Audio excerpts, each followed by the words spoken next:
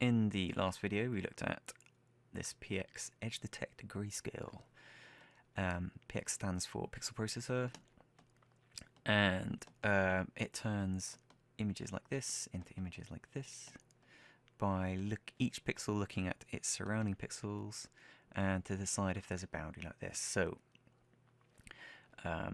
if there's a difference between neighboring pixels, then it will make that pixel white. If that's above the threshold, if it's below a threshold, it will make it black, and you get this kind of effect.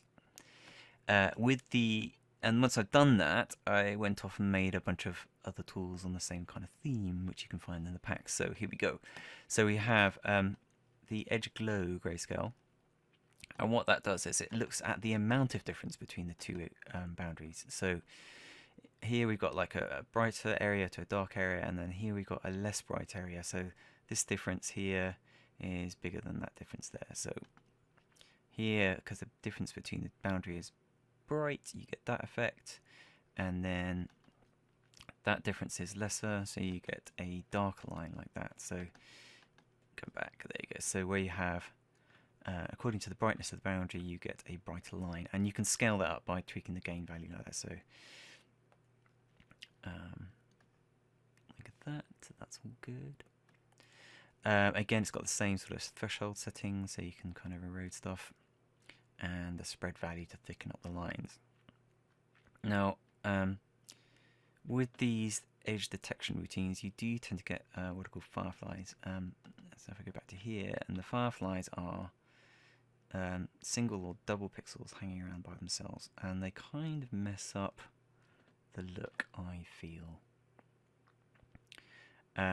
So these single pixels like that. So I wrote what's called a threshold blur. So here it is, and it kind of works in a similar kind of way.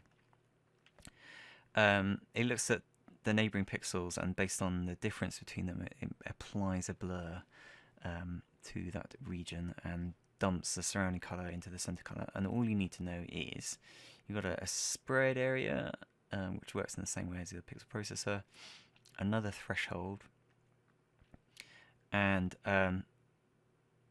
what you need to know about is the pixel size. So you can see here we've got a bunch of double pixel dots.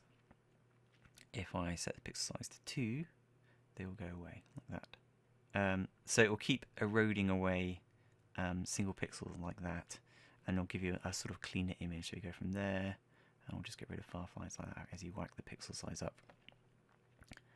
If you whack the spread up as well, you get a more aggressive reduction. And if you kick the pixel size up sort of super high, you get some weird patterns, which can be kind of fun, like that.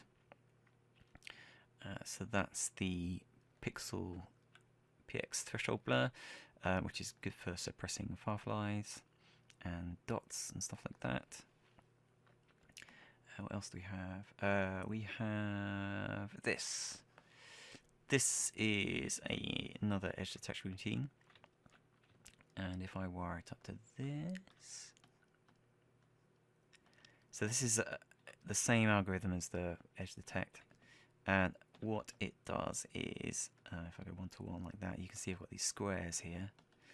It just favors horizontal or vertical lines like that, and you can switch between the two like that. It's got a gain value much like the edge detect glow. If you apply it to a photographic image, you can see it favors either horizontal or vertical lines like that. Again, I can whack the threshold up and just catch the horizontal or vertical lines depending on what I want to do. So there you have it. We have a edge detection routine, a soft edge detection routine, and a threshold blur for reducing fireflies. They're all available on the Substance Share. Go get them.